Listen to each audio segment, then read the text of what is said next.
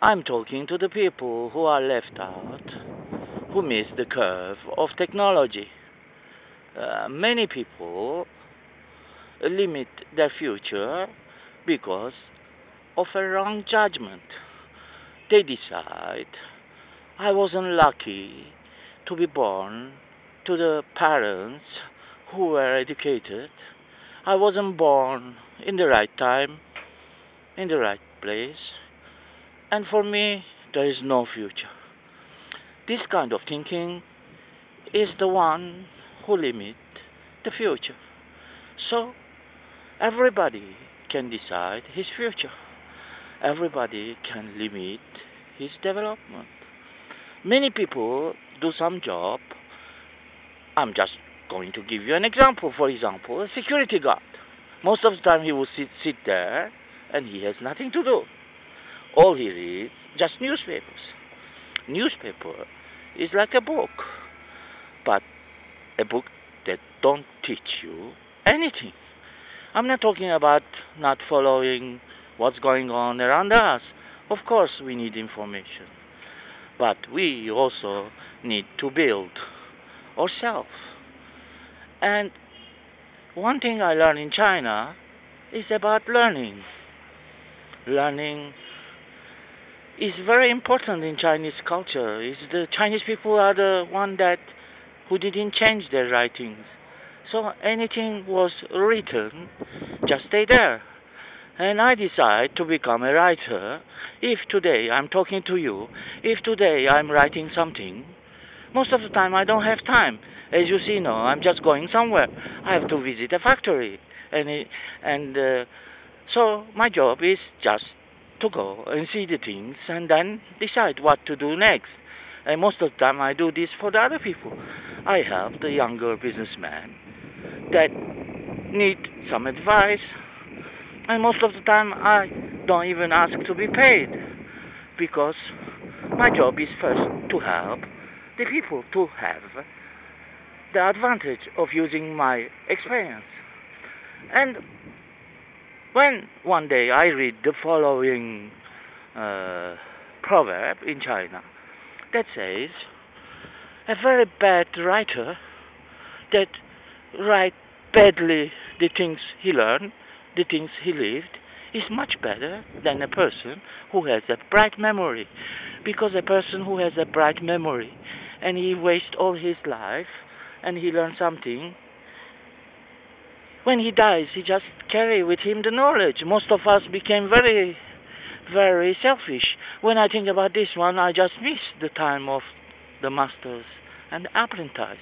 So I decided that if we can go back to our roots, and then the people who are aged and they can learn something themselves, and those who already learn just need to use half an hour, 1 hour a week, just to guide and coach the young people.